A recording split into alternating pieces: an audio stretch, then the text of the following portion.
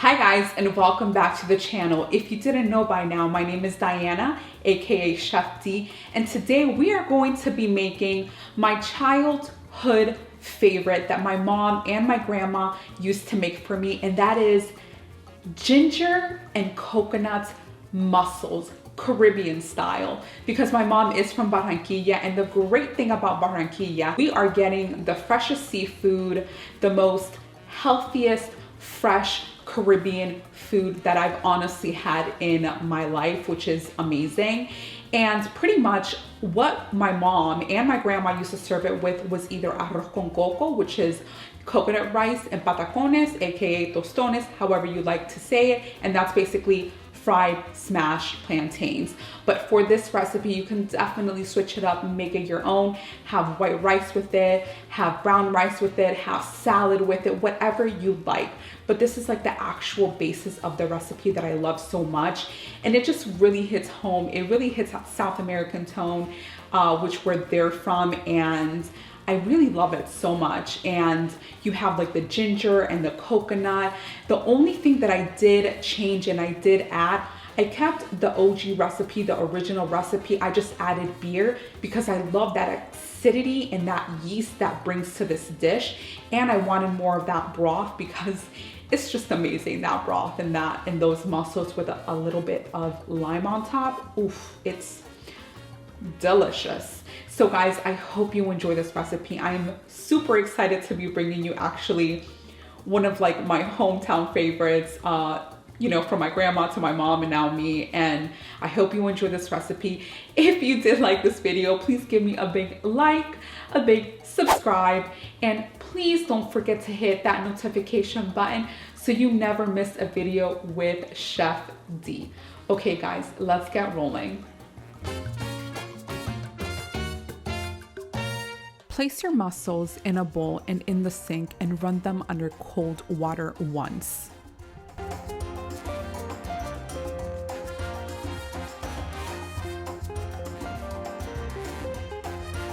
Drain the water and place the mussels back again in the same bowl with new fresh water. Let's sprinkle 2 tablespoons of baking soda onto the mussels and stir so that we can let this marinate for 20 minutes. This will literally get out all the grime and leftover sand on the mussels. Once the 20 minutes have passed, drain that baking soda water and run them underwater again, and let's begin debearding them. For the debearding, start by scouting out any mussels that might have beards on them. Once you find a beard, grab the beard and pull it firmly away from the mussel. Check to see if there's any mussels that are not willing to close. That's a dead one, definitely needs to be discarded. If there are any broken shelled ones, that also needs to be discarded. Lastly, rinse them for the last time under cold water and set them aside inside the fridge until you're ready to cook them. Let's start gathering all of our ingredients, fresh and beer and the coconut milk, so we have everything nice and organized. For these peppers, I have cut off the ends and also removed the ribs and the seeds. The easiest way to cut these peppers is literally have them skin side down on your cutting board and using your sharp knife to cut them into strips of your choice.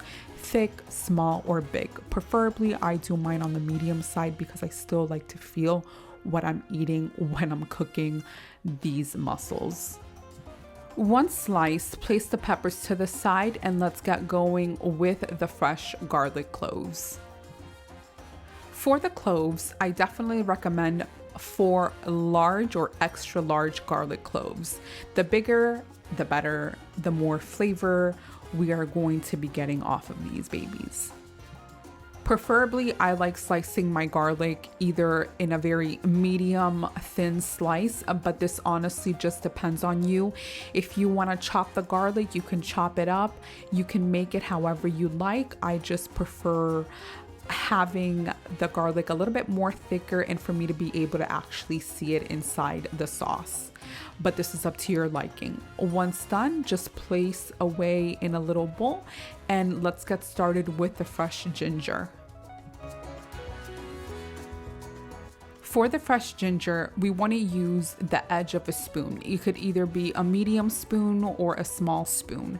Now, this will be a much easier process, in my opinion, than using a slicer. Peel the ginger away from you and keep on going until everything looks nice and even. Because the ginger is a bit tough, what I like doing is slicing it first and then chopping it up. If you don't want to chop it up with a knife, that's what I recommend. You can always use either a microplane or a shredder. Keep chopping it up until we literally have the 2 tablespoons of ginger that we need, and also that the ginger is a little bit on the smaller end. As I said, the ginger tends to be a little bit tough, so that's why we want to make sure we get those very small, nice little pieces. Once the ginger is done, just place it away with the rest of our cut ingredients. Now for the Fresno chili. Now remember, this is optional. Let's start by taking out both sides and slicing it right in the middle and taking out the seeds and the ribs. Now, what this will do is take away literally all of the heat. I mean, you'll still get a little bit of that, I would say, change, a little bit of a kick, but with less spice and definitely less heat when you do this. Slice away, or you can chop away. Preferably, I like sliced, just so everything is equal. Put it away once you're done. Let's start by lining 3 scallion stems on the cutting board. Start by slicing your scallions. I would say a medium slice, not too big, but not too small.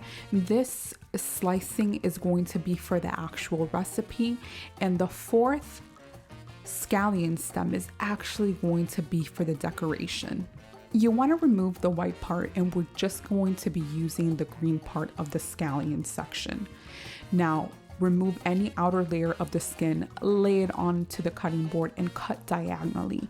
We're literally making syphilis. That's the decorative name for this kind of technique. Now onto the cilantro part. Now, we only want to be using the leaves for this. We're actually going to be adding this all the way at the end, and this is just going to give it that whiff of like fresh herby notes that in the Caribbean they actually love. Cilantro is a huge staple over there, and if you guys don't like cilantro, I know a lot of people don't even worry about it. You can switch it up and use parsley if you'd like. Gather all your ingredients and let's start cooking. In a large pan, add in your coconut oil and turn your stovetop to a medium-high heat. Once the oil gets hot, turn it down to medium and add in your red bell peppers and ginger. Saute for a bit so we can get that oil infused with ginger. And now let's add in our sliced beautiful scallions. After you've been sauteing it for a little while, let's add in our red Fresno sliced chili and stir everything together once again. And we're going to be adding half a teaspoon of salt. Now, what this is going to do is it's going to saute a little bit faster the veggies, and it will help with the evaporation process. On top of that, we're going to be lastly adding in our garlic. Now, we had this all the way at the end because we do not want burnt garlic. Saute everything for 2 to 3 minutes, and let's get started with the mussels.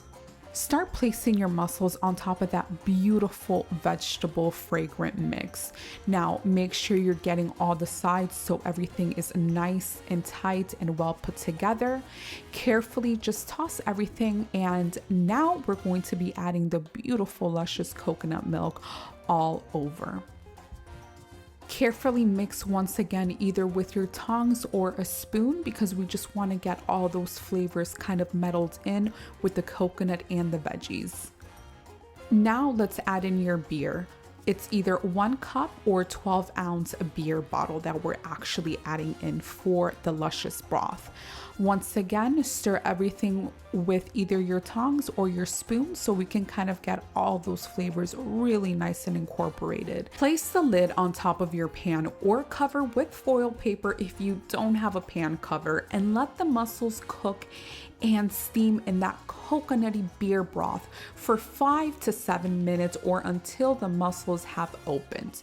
Now, in between the cooking time, pop open that lid and sprinkle the mussel tops with 1 1/4 teaspoon of salt. Shake the pan or toss once again and pop that lid back on. Once the mussels have cooked, pop open the lid and check to see if there are any mussels that haven't opened yet. If some are still closed, please discard them. Lastly, add in your cilantro leaves and squeeze the tops of your mussels with that fresh lime juice. Stir with your spoon or tongs, and for the finishing touch, let's ladle in and baste the mussels with the hot broth. Make sure that when you're basting that we're getting a little bit of that broth inside each of those mussels. I'm serving this mama style with coconut rice, which has been cooked in coconut milk, panela, and salt. We're gonna add in our mussels and then that luscious coconutty beer broth. Now, I do like a bit of sauce on my rice. I just love that soupy rice. And we're gonna be adding our sifflets of spring onions or scallions and a little bit of a squeeze of lime juice just at the end to give that nice kick. And we have our special traditional dish.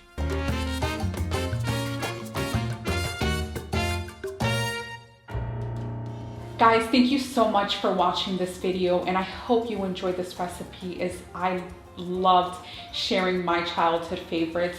And now let's go for the taste test. Now, I got a little bit of mussels out of the pot.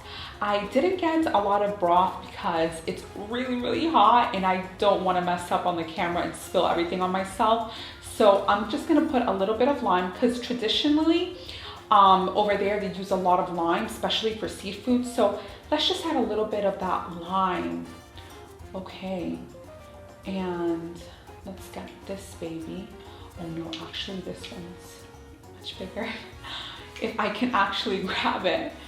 You know what, guys, I'm just gonna do it rustic style, hard style, and just get the little mussel out with that like little cilantro. Let me just put a little bit of like that sauce.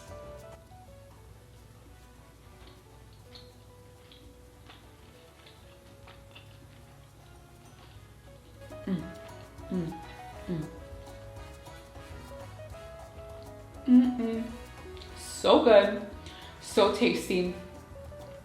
And what I love about it, I mean, I'm really getting coconut, but that beer just really makes that difference. It's so, I think it might be just the yeast of the beer. In the recipe below, you'll notice that we're using a white pale ale or a blonde ale, and the coconut and the ginger, you can just really actually taste that. And that's why I love this recipe so much, not only because it's my childhood favorite, but seriously delicious. And let me know what you guys think. If you guys have any other questions, if you guys want another recipe, please comment down below. Please DM me. I would love to communicate with you guys as usual. I also want to give a huge thank you to all my PayPal subscribers. Thank you guys so much for the support.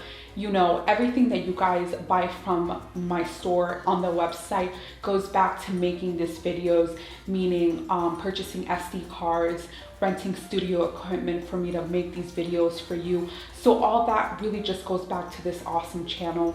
I hope you guys enjoy this recipe, and I will definitely see you guys next week with another new video. Ciao.